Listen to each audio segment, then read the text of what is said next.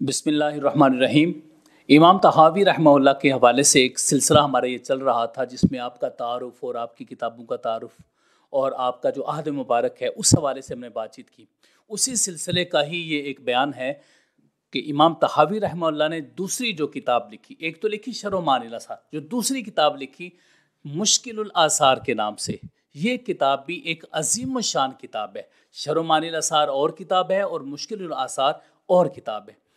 असल में जो आपने ये नाम रखा है मुश्किलुल आसार, ये इसका मतलब क्या है ये हम समझते हैं, लेकिन इससे पहले ये समझना ज़रूरी है कि ये किस दौर की लिखी हुई किताब है। ये वही दौर है जो बुखारी, मुस्लिम, तिरमिज़ी, नसाई, अबू दाऊद, इब्न माजा का दौर है। उसी दौर में ही ये किताब लिखी गई थी, मुश्किलुल आसार। मुश्किलुल आसार का मतलब क्या है? मुश्किल कहते हैं ऐसे अल्फाज या ऐसी अहादीस मुबारका कि जिसके समझने में, जिसका मफहूम समझने में दिक्कत पेश आ रही हो। तो मुश्किलुल आसार का भी वही मतलब है, जहाँ पर आपको दिक्कत पेश आ रही हो तो एक शख्स मुख्तलिफ अहादीस को इकट्ठा करके उसका मफहूम आपके सामने रखता है और उसके जो उसके अंदर जो अहकामात हैं उसको इस्तिंबात करके लोगों के सामने रखता है ताकि लोगों के लिए आसानी हो जाए। तो इसको कहते हैं मुश्किलुल आसार, ऐसे इल्म को। तो इमाम अबू जाफ़र तहावी रहमतुल्लाह इसमें क्या किया है, एक हदीस लाए हैं और उस हदीस के समझने में जो मुश्किल पेश आ रही है उसको कभी कुरानी आयात से समझाते हैं, कभी अहादीस मुबारका से उसको समझाते हैं और कभी उसमें से इस्तदलाल करते हैं। इस तरीके से इमाम तहावी रहमतुल्लाह अपनी किताब मुश्किलुल आसार में मुश्किलात को हल फरमाते हैं। आपकी ये किताब मुश्किलुल आसार 15 अज्जा पर मुश्तमिल है और हर जुज़ के नीचे अबवाब है। तो जो बाब इमाम अबू जाफ़र तहावी रहमतुल्लाह ने कायम किए हैं उसका टाइटल उन्होंने क्या रखा है, बाबू बयानी मुश्किल मा रुविया अन रसूलिल्लाह सल्लल्लाहु अलैहि वसल्लम। तकरीबन तमाम अबवाब, चंद एक बाब ऐसे हैं जिसका इमाम तहावी रहमतुल्लाह ने बाकायदा तौर पर ये टाइटल आगे आके जिक्र नहीं किया, लेकिन पीछे वही बताया, बाबू बयानी मुश्किल मा रुविया। आगे रसूलुल्लाह सल्लल्लाहु अलैहि वसल्लम और किसी जगह पर कोई और भी टॉपिक ले आते हैं। बाकी उमूमी तौर पर यही उन्होंने अबवाब, इसी तरह ही अबवाब जिक्र किए। ये छोटी सी किताब नहीं है मुश्किलुल आसार। इस किताब के अंदर इमाम तहावी रहमतुल्लाह ने 6179 अहादीस जिक्र की हैं, 6179 रिवायात। और वो जो आपने रिवायत जिक्र की हैं, पहले एक हदीस लाए, फिर उसके बाद उसकी सनद ले, फिर सनद ले, फिर सनद ले आए, तो उन सारी चीज़ों को इसमें काउंट करना है। तो टोटल उसकी तादाद बनेगी 6179। अब ये जो किताब इमाम अबू जाफ़र तहावी रहमतुल्लाह ने लिखी है, इसमें जो आपने तरीक़ाकार अपनाया, उसलूब अपनाया, मेथडोलॉजी जो आपकी है, वो आपने खुद ही मुकदमा में बयान फरमा दी है। आप क्या फरमाते हैं अपनी किताब, इस किताब के हवाले से फरमाते हैं, वइन्नी नज़रतु फिल आसारिल मरवियति अन्हु सल्लल्लाहु अलैहि वसल्लम बिल असानीदिल मकबूला। जब मैंने रसूलुल्लाह सल्लल्लाहु अलैहि वसल्लम की काबिल कबूल सनदें, जय्यद सही सनदों के साथ जब मैंने रसूलुल्लाह सल्लल्लाहु अलैहि वसल्लम की अहादीस देखी जो आपसे मरवी थी, और नकलहा ज़बुत तसब्बुती वल अमानती अलैहि, कि जिसको सिका रावियों ने पूरी अमानत के साथ सुना और बयान कर दिया, वो हुस्निल आदाय, और खूबसूरत तरीके से उसको बयान किया है। आप फरमाते जब मैंने देखा कि इसके रावी भी सिक्का हैं, अच्छे तरीके से उन्होंने अहादीस को बयान भी किया है और सनदें भी इसकी काबिल कबूल हैं, तो फिर क्या हुआ? आप फरमाते हैं फवजदतु फीहा अशियान मिम्मा यसकुतु मारिफतुहा वल इल्मु बिमा फीहान अक्सरिन नास। फरमाते हैं कि फिर मैंने इसमें देखा कि बहुत सारी चीज़ें ऐसी थी जो लोगों की समझ में नहीं आ रही थी और लोग उसको समझना चाहते थे। तो फिर मैंने कहा कि इन अहादीस मुबारका में जो मुश्किल चीज़ें हैं वो मैं लोगों के लिए आसान बना के पेश करूं, ताकि उम्मत मुस्लिमा रसूलुल्लाह सल्लल्लाहु अलैहि वसल्लम की इस फैज़ान से मुस्तफ़ीज़ हों और आप सल्लल्लाहु अलैहि वसल्लम के जो फरामीन मुबारक हैं उनको सही तरीके से समझ सकें। वो जो लगी हुई गिरें हैं वो खुल जाएं और लोगों के लिए अहादीस को समझना आसान हो जाए। फरमाते हैं फमाल क़ल्बी इला तअम्मुलिहा, बस मेरा दिल इसी गौर व फिक्र में लग गया कि अब मैं ये काम करूँगा, और किसमें, वत्तिबियानी मा क़दरतु अलैहि मिन मुश्किलिहा व मिन इस्तिखराजिल अहकामिल लती फ़ीहा। फरमाते हैं कि फिर मेरा इसी तरफ रुझान हो गया, मैंने जो मुश्किल चीज़ें थीं या अहकामात उनसे हासिल करने थे उन अहादीस से, वो मैंने बयान करना शुरू कर दिया। और फिर मैंने बाकायदा अबवाब बंदी की और उन अहादीस को इन अबवाब के मातहत लेकर आया اور اللہ رب العزت سے میں نے دعا کی کہ اللہ رب العزت میری اس کاوش کو اپنی بارگاہ میں قبول و منظور فرما لے. یہ اس کا خلاصہ ہے. تو یہ امام ابو جعفر طحاوی رحمہ اللہ نے مقدمہ میں ذکر کیا. اب جب اس مقدمہ کو دیکھتے ہیں، ایک تو یہ بات معلوم ہوتی ہے کہ یہ احادیث صحیح ہیں، ان کی سندیں ان کے نزدیک قابل قبول ہیں، اور دوسرا ہم دیکھتے ہیں کہ اس کو جو روایت کرنے والے راوی ہیں وہ بھی قابل قبول ہیں، وہ بھی ان کو قابل قبول قرار دے رہے ہیں. اور پھر اس کے بعد ہم دیکھتے ہیں کہ ان جن ذخیرہ احادیث میں جن احادیث میں مشکلات تھی، دقت تھی، ان کو بھی انہوں نے ایک ترتیب کے ساتھ حل کر دیا. یہ وہ منہج و اسلوب تھا جو امام طحاوی رحمہ اللہ نے بیان کیا ہے. اب میں آپ کو کچھ چیزیں بتانے لگا ہوں کہ امام طحاوی رحمہ اللہ نے کون سا طریقہ کار اپنایا اور اس طریقہ کار کو کس طریقے سے رسول اللہ صلی اللہ علیہ وسلم کی احادیث کو ذکر کیا. اب میں آپ کو اس کو بالکل آسان طریقے سے آپ کے سامنے رکھتا ہوں. وہ منہج و اسلوب کیا ہے جو امام طحاوی رحمۃ اللہ علیہ کی کتاب مشکل الآثار کا مطالعہ کرنے کے بعد جو مجھے معلوم ہوا ہے وہ یہ ہے کہ آپ ابواب قائم کرتے ہیں، ابواب قائم کرنے کے بعد پھر آپ اسی چیپٹر اسی باب کے ماتحت ایک حدیث ذکر کرتے ہیں پوری اپنی سند کے ساتھ. چونکہ وہ دور ہی کتب ستہ کا ہے، ائمہ محدثین کرام اپنی سند کے ساتھ ذکر کرتے تھے، تو آپ اپنی سند کے ساتھ اس حدیث کو ذکر کیا باقاعدہ طور پر. پھر اس کے بعد آپ کیا کرتے ہیں، وہ حدیث پوری سند متن کے ساتھ ذکر کر کے پھر آپ آگے اس کی اسانید ذکر کرنا شروع کر دیتے ہیں. جو آپ اس کے بعد سند لے کر آتے ہیں، اس کے بعد پھر آپ متن ذکر نہیں کرتے، صرف سند ذکر کر کے آگے کیا فرماتے ہیں ثم ذکر مثلہ، یا فرماتے ہیں بِإِسْنَادِهِ مثلہ، اسی طرح کی وہ بھی سند ہے. یعنی جو متن پہلے ذکر کیا ہے یہ سند بھی اسی متن کی ہے. الرسول اللہ صلی اللہ علیہ وسلم مثلہ، اور رسول اللہ صلی اللہ علیہ وسلم سے اسی طرح کی. مطلب کیا ہے کہ وہ اسانید صرف ذکر کرتے ہیں، متن نہیں ذکر کرتے، لیکن اس کے آخر میں لفظ مثلہ کو ایڈ کر دیتے ہیں. ایک تو آپ کا یہ اسلوب ہو گیا کہ حدیث ذکر کی اپنی سند کے ساتھ، پھر اس کے بعد بہت زیادہ اسانید دے دی، بلکہ میں نے 6-7 اسانید بھی دیکھی ہیں کہ امام طحاوی رحمۃ اللہ علیہ نے امت مسلمہ کو دی ہیں. تو جب ایک حدیث کی اتنی سندیں مل جائیں تو پھر اس کی صحت کا تو یقین ہو جاتا ہے، یا کم از کم اتنا ہوتا ہے کہ وہ کسی نہ کسی ذریعے سے حدیث مضبوط ہو جاتی ہے جب اتنی سندیں مل جائیں. تو امام طحاوی رحمۃ اللہ علیہ نے وہ ساری سندیں ذکر کی اس میں. اس کے بعد پھر کیا کرتے ہیں، حدیث کی سند بھی ہوگی، متن بھی ہو گیا اور اسانید بھی ہوگی. اب اس کے ساتھ ساتھ یہ کرتے ہیں کہ اگر سند میں کسی راوی میں کوئی کسی قسم کا ابہام پایا جاتا ہے تو اس کو بھی بیان کر دیتے ہیں کہ یہاں پر اس راوی میں یہ مسئلہ تھا. مثال کے طور پر ایک جگہ پہ ذکر کرتے ہوئے فرماتے ہیں ثم تأملنا حدیث ربیہ عن الأعرج، پھر ہم نے غور و فکر کیا کہ جو ربیہ نے اعرج سے روایت کی ہے، حل ہوا سماعہ ایاہ منہ، کیا صرف اس کا سماع ان سے ہے، او علی التدلیس بہان، یا ان سے ان کی تدلیس بھی ہے. یعنی سماع ہے یا کسی چیز پر ان کی وہ مدلس بھی ہیں، یعنی ان کو بیان کرنے میں کوئی راوی جو ہے وہ چھوڑ بھی دیتے ہیں.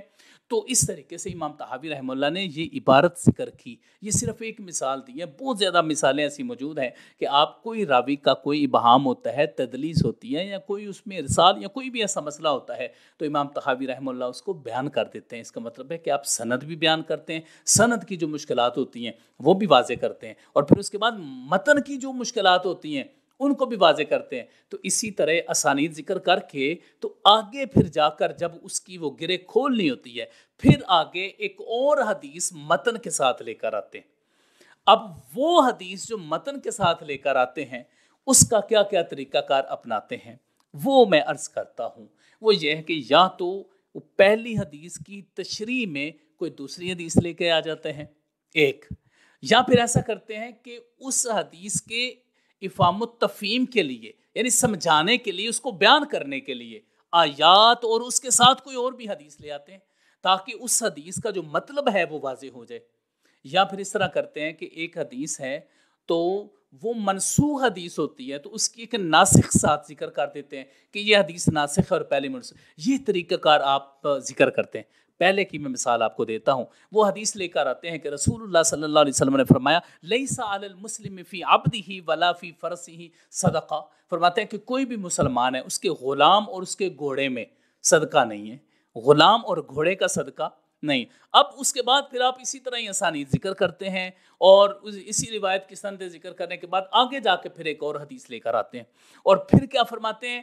پھر یہ فرماتے ہیں کہ یہاں پر یہ بھی اشکال ہو سکتا ہے کہ اگر رسول اللہ صلی اللہ علیہ وآلہ وسلم کی اس حدیث کو دیکھا جائے تو غلام اور گھوڑا ان دونوں کا صدقہ نہیں ہے، زکوٰۃ نہیں ہے۔ جب ان دونوں کی زکوٰۃ نہیں ہے تو پھر صدقہ فطر بھی نہیں ہونا چاہیے۔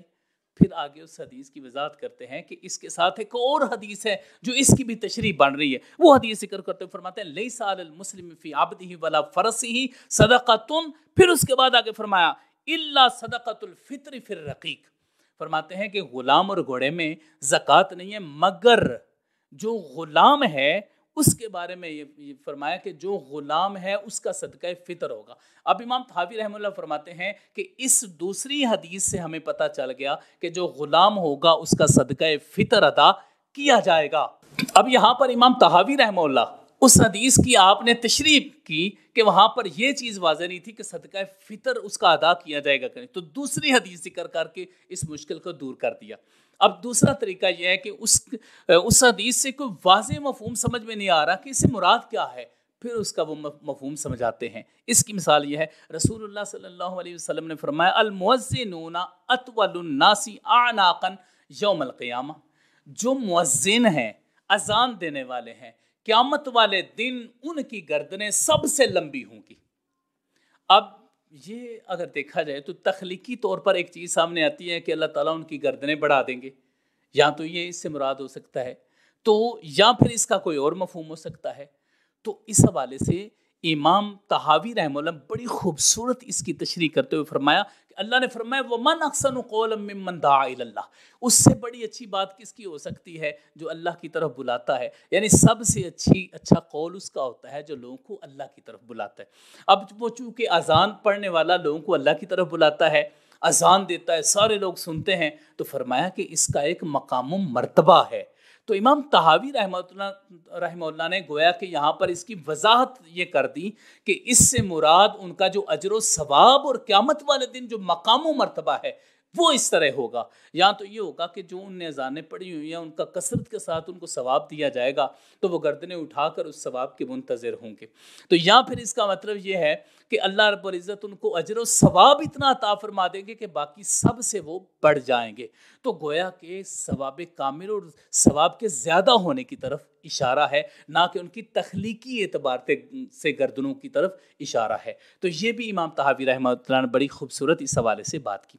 اس کے علاوہ کبھی ایسا ہوتا ہے کہ آپ حدیث کا جو ناسخ ہے وہ ذکر کرتے تو فرماتے ہیں کہ پہلی حدیث جو ہے وہ منسوخ ہو چکی ہے۔ اسی طرح آپ ایک جگہ فرماتے ہیں قد روی عنہ صلی اللہ علیہ وسلم مما ہوا ناسخ لذالک، روایت ذکر کی، پھر اس کے بعد فرمایا کہ رسول اللہ صلی اللہ علیہ وسلم سے یہ حدیث بھی مروی ہے جو اس پہلے کی ناسخ بن رہی ہے، اور وہ پہلی حدیث اس کی منسوخ پر وَهُوَ قَوْلُ صلی اللہ علیہ وسلم فَإِنْ غُمَّ عَلَيْكُمْ فَعُدُّوا ثَلَاثِينَ، یہ فرمایا کہ اگر تمہارا مطلع جو ہے وہ ابر آلود ہو جائے تو پھر 3 دن جو ہے وہ پورے کر لو، یا متشابہ ہو جائے، کوئی چاند نظر تمہیں نہ آ رہا ہو تو 30 دن اس کے مکمل کر لو۔ بلکہ یہ اختصار کے ساتھ یہ ہے کہ امام طحاوی رحمہ اللہ نے ان طریقوں سے حدیث کے ساتھ تشریح کی، یا اس کے مفہوم کو واضح کیا، یا ناسخ و منسوخ کو بیان کیا۔ اس کے علاوہ بھی کئی ایسے طریقہ کار ہیں جسے امام طحاوی رحمہ اللہ نے سمجھانے کی کوشش کی ہے۔ تو اس طریقے سے امام طحاوی رحمہ اللہ علیہ نے مشکل الآثار کی گرہ کھولی۔ اب یہ جو کتاب آپ نے لکھی ہے اس کا مقام و مرتبہ کیا ہے؟ محدثین کرام اس کے بارے میں، اس کتاب کے بارے میں کیا فرماتے ہیں جو مشکل الآثار کتاب ہے؟ اس حوالے سے امام ابراہیم شافعی اور امام سخاوی رحمہ اللہ دونوں کا الگ الگ قول ان کی کتابوں میں موجود ہے، وہ میں عرض کرتا ہوں وہ کیا ہے۔ فرماتے ہیں ابو جعفر الطحاوی کتابہ مشکل الآثار، امام ابو جعفر طحاوی کی کتاب مشکل الآثار وہو من اجل کتبہ، وہ ان کی کتابوں میں سے عظیم الشان کتاب ہے جو مشکل الآثار۔ اس کا مطلب ہے کہ محدثین کرام نے اس کتاب کو پڑھا اور پڑھنے کے بعد یہ فیصلہ دیا کہ یہ کتاب بہت ہی اعلیٰ اور بہت ہی عظیم الشان کتاب ہے۔ امام ابن حجر اسقلانی اس کتاب کے حوالے سے کیا فرماتے ہیں؟ فرماتے ہیں فَإِنْ خَفِيَ الْمَعْنَى، مشہور کتاب نخبۃ الفکر جو مدارس میں پڑھائی جاتی ہے امام ابن حجر اسقلانی کی، اس میں فرماتے ہیں فَإِنْ خَفِيَ الْمَعْنَى احتیج الی شرح الغریب و بیان المشکل، فرماتے ہیں کہ اگر معنی پوشیدہ ہو جائے تو پھر تم امام طحاوی رحمہ اللہ کی کتاب شرح معانی الاثار اور مشکل الاثار پڑھو، تاکہ تمہیں وہ جو چھپے ہوئے اس کے معنی ہیں اس کی سمجھ آ جائے۔ اب امام ابن حجر اسقلانی جو بہت بڑے محدث، عظیم محدث ہیں، وہ بھی اس کتاب کو اتھینٹک قرار دے رہے ہیں اور یہ بتا رہے ہیں کہ اگر آپ کے ایسے معاملات ہوں تو آپ اس کتاب کا مطالعہ کریں۔ اب اس حوالے سے میں ایک تو چیز عرض کرنا چاہوں گا کہ یہ جو کام امام ابو جعفر طحاوی رحمہ اللہ نے کیا ہے، یہ اور بھی ائمہ نے کیا ہے، لیکن جس وسعت کے ساتھ اور زیادہ روایات لا کر اور اس کی کتنی سندیں ایک ایک کے ذکر کی ہیں، یہ امام طحاوی رحمہ اللہ نے کام کیا ہے۔ امام شافعی رحمہ اللہ کی کتاب اختلاف الحدیث موجود ہے، لیکن اس قدر اس میں اسانید موجود نہیں ہے، ایک ایک حدیث پر 6 سندیں جو یہ لے کر آئے ہیں۔ تو اس حوالے سے، اور دوسرا اس میں اتنی روایات نہیں ہیں جتنی امام ابو جعفر طحاوی رحمہ اللہ نے مشکل الاثار میں ذکر کر دی ہیں۔ اور دوسری کتاب امام ابن قتیبہ کی کتاب ہے تاویل مختلف الحدیث، اس میں بھی انہوں نے اسی طرح جو 2 احادیث آئیں ان میں تطبیق دی، ناسخ و منسوخ کیا، یا جس طریقے سے بھی کسی کو حدیث سمجھا سکتے تھے وہ سمجھائے۔ یہ 3 بہت بڑے کام ہیں جو اس فن پر کیے گئے، اختلاف الحدیث امام شافعی رحمہ اللہ کی، اور تاویل مختلف الحدیث امام ابن قتیبہ رحمہ اللہ، اور مشکل الاثار امام طحاوی رحمہ اللہ۔ اچھا، اب امام طحاوی رحمۃ اللہ تعالیٰ علیہ کی جو کتاب ہے مشکل اثار، اس کی اسانید پر اگر آپ واقفیت پانا چاہتے ہیں، آپ کو پتہ چلے کہ یہ جو حدیث نے ذکر کی ہے یہ صحیح ہے، ضعیف ہے، اس کی کیا حیثیت ہے، تو وہ بھی مشکل نہیں ہے، وہ بھی آپ سمجھ سکتے ہیں، ایک عام بندہ بھی اس کو سمجھ سکتا ہے۔ وہ کیسے؟ وہ کتابیں پڑھے۔ کون سی کتابیں؟ جو شیخ شعیب ارنوت نے تحقیق و تخریج کی ہے مشکل الاثار کی، اس کا مطالعہ کریں۔ انہوں نے ہر حدیث کے نیچے اس حدیث کی حیثیت کو بتا دیا ہے۔ اور دوسری شخصیت اس حوالے سے ابو الحسین خالد الرباط، انہوں نے بھی اس کی تخریج اور تحقیق کی ہے۔ حدیث اوپر جو آئی ہے اس کے نیچے اس حدیث اس سند پر حکم بھی لگا دیا ہے کہ یہ صحیح ہے یا یہ حدیث حسن ہے یا کس مرتبے کی حدیث ہے، وہ بھی انہوں نے اس کو واضح طریقے سے بیان کر دیا ہے۔ تو یہ کتاب تھی امام طحاوی رحمہ اللہ کی مشکل الاثار، جس کا منہج و اسلوب اور جس کے حوالے سے جو تعارف تھا وہ ہم نے آپ کے سامنے رکھا کہ کس کس طریقے سے آپ اس کتاب سے استفادہ کر سکتے ہیں اور اس کا منہج و اسلوب کیا ہے۔ امام طحاوی رحمہ اللہ کے حوالہ سے ہم اللہ رب العزت کی بارگاہ میں دعا کرتے ہیں اللہ تعالیٰ ان کے بہت زیادہ درجات بلند فرمائے۔ آخر میں ایک بڑی ضروری بات کہنا چاہوں گا کہ آپ جہاں پر بخاری، مسلم، ترمذی، نسائی، ابو داؤد، ابن ماجہ کتابوں کو پڑھتے ہیں اور ان کے درس دیتے ہیں، ان کتابوں کا بھی درس دیں، ان کتابوں کا بھی مطالعہ کریں، اور شرح و معانی الاثار اور مشکل الاثار، جو انسان بھی ان کتابوں کو پڑھ دیتا ہے، ایک دفعہ اس کو صحیح سمجھ لیتا ہے، اس کے لیے رسول اللہ صلی اللہ علیہ وسلم کی حدیث کو سمجھنا بہت آسان ہو جاتا ہے، کیونکہ بڑی سے بڑی مشکل گرہیں بھی امام طحاوی رحمۃ اللہ تعالیٰ علیہ کھولتے ہوئے نظر آتے ہیں۔ اللہ رب العزت نے ان کو یہ سعادت عطا فرمائی ہے۔ اللہ تعالیٰ امام طحاوی رحمۃ اللہ علیہ کے درجات کو بلند فرمائے اور ہمیں اس کتاب کا زیادہ سے زیادہ مطالعہ کرنے کی توفیق عطا فرمائے۔ آمین یا رب العالمین۔ صلی اللہ علیہ حبیبی سیدنا محمد و آلہ و صحبہ اجمعین۔